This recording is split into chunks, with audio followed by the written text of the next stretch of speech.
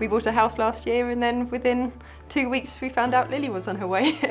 The very first scan we went to, they told us that there were originally 2 babies in there, but now there's only 1. At 28 weeks I had basically no bump at all, and we were starting to get a bit worried. We played for a private scan.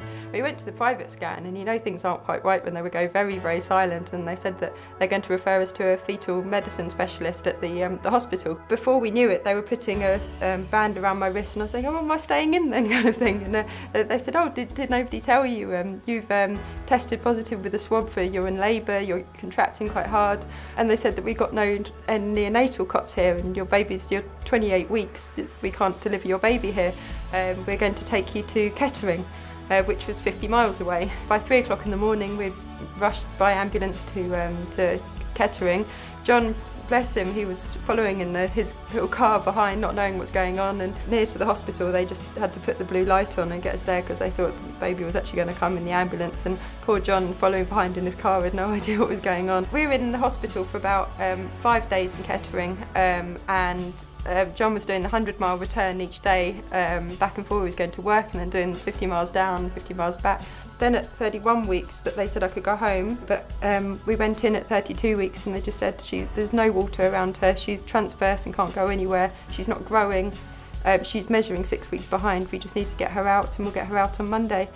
They then called us and said that they're going to book us in to see the cesarean on the Wednesday.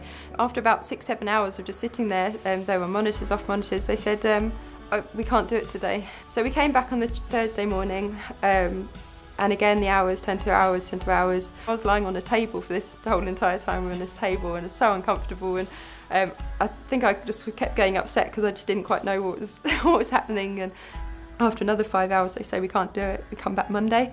And I think I just crumbled because just being worried about the baby, and so John he was just my rock. He was just my absolute lifesaver by this point in time. But then we came back Monday morning, and then they said, right, after everything, you're the first one to go in this morning.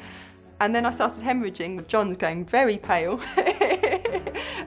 Next thing, I think I need to sit down now. And you know, they picked the baby up and above the thing. She started screaming as soon as she came out. After everything, it was just, I couldn't believe it, absolutely couldn't believe it, and we were both so relieved. John is just so strong, and I couldn't have got through it without him because I was just a crumbling mess, I think, with emotions and tiredness, and John just kept me going through it all. He's just the best dad in the world to Lily, and he's just the best partner in the world to me, and I just wouldn't change him for the world.